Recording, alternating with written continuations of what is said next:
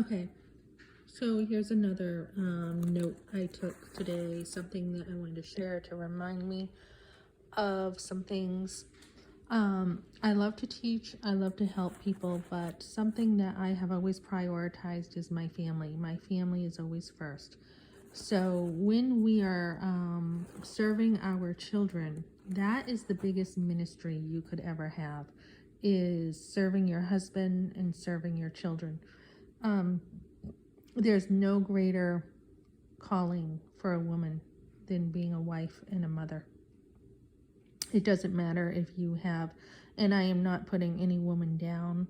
I think women who have served in other areas are great and are needed, but for the most part, I would say serve your family. And then as you get older, you will have that time to serve others better. But it's always your family that comes first. And we are supposed to biblically be providing for our family first too.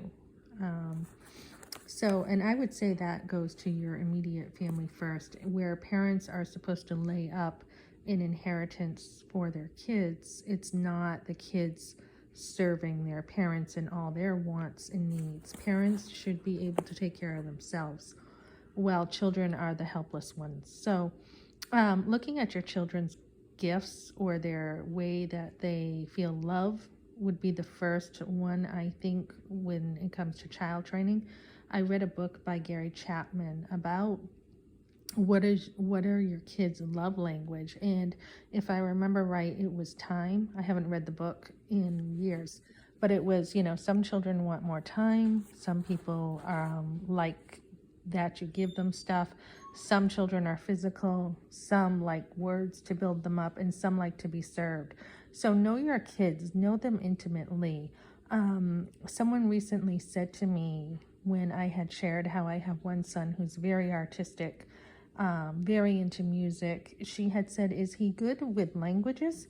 And I had to think back, and I was thinking, he didn't seem to have a huge interest in it, but he was good at it. And that's something that made me think again, how well did I know him? And I do remember that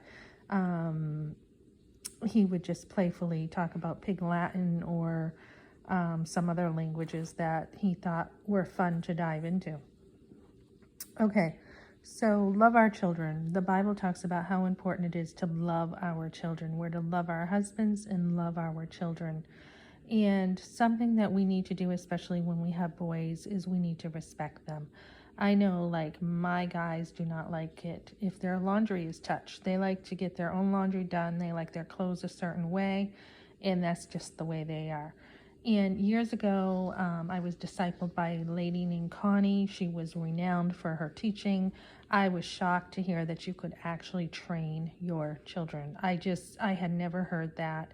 And she talked about, and I don't have the tapes anymore. She would let us have tapes that were copied of her teaching when we would go to MOPS. And I don't remember everything. I probably could look into my notes to figure it out. But one of the things that she said that children definitely can learn is to obey. We're not teaching our children to obey like a dog, but we are teaching them obedience, and then that obedience is just so much easier when it's transferred to God's word, rather than children having to learn everything the hard way. Also teaching our children patience, that they can learn to wait. Teaching them to be kind, showing manners, considerate of others. There's a whole list. But mostly we want them to be able to walk with God, to love his word, and to love him. Out of everything I've heard in child training, I would say that is the most important thing, is to love God with all their hearts and love others.